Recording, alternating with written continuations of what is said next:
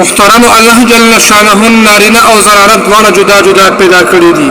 په دواړو کې په مختلفو طریقو سره امتیاز پیدا کړی دی په دواړو په اوازونو کې فرق پیدا کړی دی سړی قوي او ذمہ دار ګرځولې دي او ښځې ضعیف او نازک ګرځولې دي او د ټولو نه غټ فرق دا مقرر کړی دی چې د سړي د لپاره ګیره زینت او د نارینه کېدو نښه ګرځولې ده او د ښځو د لپاره د سر ویښتان ښایست ګرځولې دي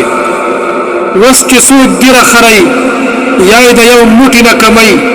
نو په حقیقت کې د ښځو سره مشابهت کوي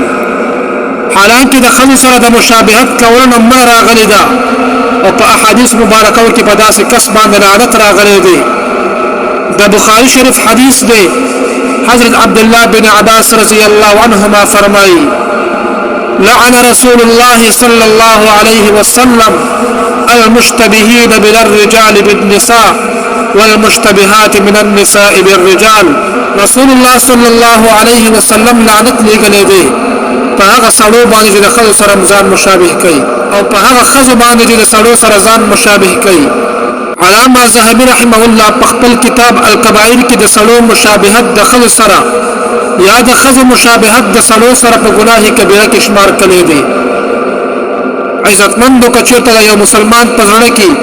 څه ناڅه ایمان او غیرت موجود وي او هغه د نبی کریم صلی الله علیه وسلم په دې حدیث باندې لږ سوچ وکړي په کوم کې چې هجړاګانو او ښځو سره ځان مشابهت کول باندې لعنت راغلی دی نو هغه به چېرته هم ګیره ونه خرئ دا عظیمه ګناه به چېرته هم ونه کړي په کوم سره چې انسان په دنیا او آخرت دواړو کې د الله او د الله د رسول د لعنت مستحق ګرځي زما عزتمن نورونو بیا دې من او تاسو د هجړاګانو او دغه شان د ښځو د مشابهت نه ځان وساتو ځکه عزتمن نورونو په داسې کس باندې په احادیث مبارکو کې لعنت راغلی دی